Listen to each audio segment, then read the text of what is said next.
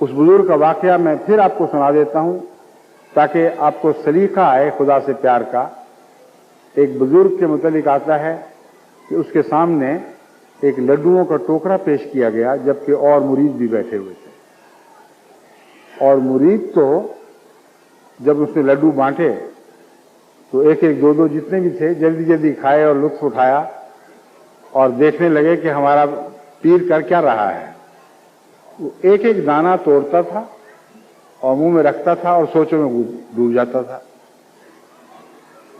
तो उसके मुरीदों में से एक ने कहा कि आप क्या मजा बर्बाद कर रहे हैं, हमने तो लड्डू खाया और मजा आया, फिर हमने दूसरा खाया, फिर तीसरा खाया, और आप एक एक दाना करके लड्डू का मजा बर्बाद कर, ये क्या बात है।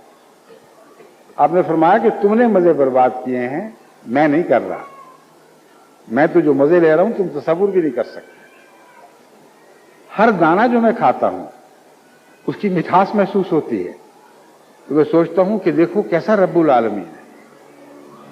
कहीं दूर किसी खेत में सुबह सुबह अभी लोग सोए हुए थे, किसान हल लेकर चला था, उसने जमीन का सीना फाड़ा था, उसने तैयारी की, घास फूस को दूर किया और फिर बड़ी मेहनत करके उसने वो नैशकर यानी गन्ने के टुकड़े किए और उनको फिर उसमें काश्त किया और फिर सारा साल मेहनत की, उसको पानी दिए, बीमारियों से बचाया, हर तरह उसका ख्याल रखा, तब जाकर उसमें वो गन्ने पैदा हुए जिनमें मिठास आई।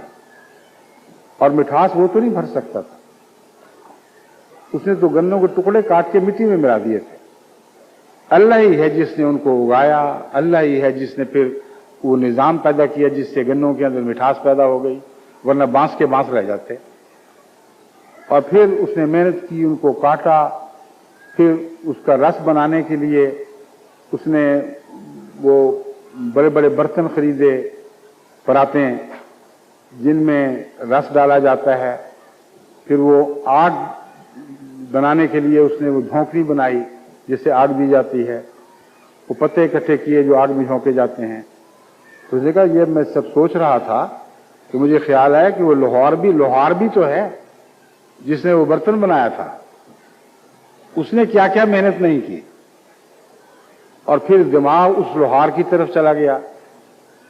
तो एक मीठे का जो एहसास है उसके लिए ही मेरे तसव्वुर ने इतने सफर किए हैं कि दाना खत्म हो जाता था, वो सफर खत्म नहीं होता था। और मैं सोचता था कि अल्लाह की शान देखो, मेरी खातिर, मेरा मुंह मीठा करने के लिए अल्लाह ने कितनी दूर, खुदा जाने किस मुल्क में, वो किसान पैदा किया जिस किसान ने ये मेहनतें की थी।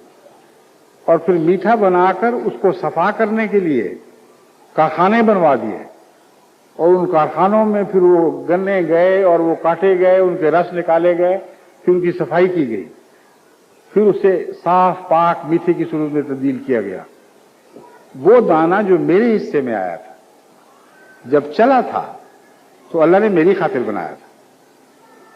कितने सफर करके मुझ तक पहुंचा। और मैं बड़ा ही जालिम हूंगा अगर सोचे बगैर कि ये कौन मेरा मोहसिन है, उठाया, लड्डू मुंह में डाल लिया और खत्म कर लिया। हम हर वक्त हर खाने पे ये तो नहीं कर सकते, मगर हर खाने के वक्त शुक्र का तसव्वुर तो जरूर बांध सकते। इसीलिए अल्लाह ताला ने सिखाया कि खाने से पहले बिस्मिल्लाहिर्रहमानिर्रहीम पढ़ लिया करो। ये तो सोचा करो कि किसने तुम्हें दिया है, और अल्लाह का जब खत्म करो तो अल्लाह का शुक्र अदा किया करो।